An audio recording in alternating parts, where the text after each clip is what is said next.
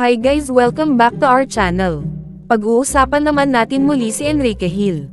Napag-usapan nga natin sa ating previous video si Enrique na kaya hindi daw ito umattend ng ABS-CBN Ball dahil gusto daw umano niya makasama si Liza. Ngunit napagdesisyonan daw ni Liza na hindi sumama kaya hindi na rin umattend si Enrique. Napag-usapan din natin na meron ngang bagong movie si Enrique Hill na ang title ay I Am Not Big Bird. Ang I Am Not Big Bird ay ang comeback movie ni Enrique simula nung nag-hiatus ito sa showbiz. Ang sabi nga ni Enrique na gusto daw niya talaga gumawa ng comedy film.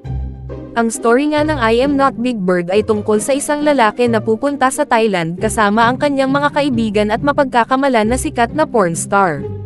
Ito pa ang nakaka-excite ay kasama si Enrique sa pag-produce at sa pagsulat ng script ng kanyang movie na I Am Not Big Bird.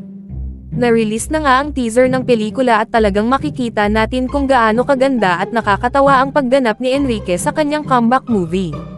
Madami naman na mga tagahanga ni Enrique ang na-excite dito at talagang kabang-abang ito na pelikula lalo na kakaiba ito compare sa ginawa dati ni Enrique. Ngayon naman ay napag-alaman natin na meron ngang bagong kumpanya si Enrique na ang tawag ay Immerse Entertainment. Si Enrique nga ang CEO ng company at itong I Am Not Big Bird ang kanilang unang project sa company.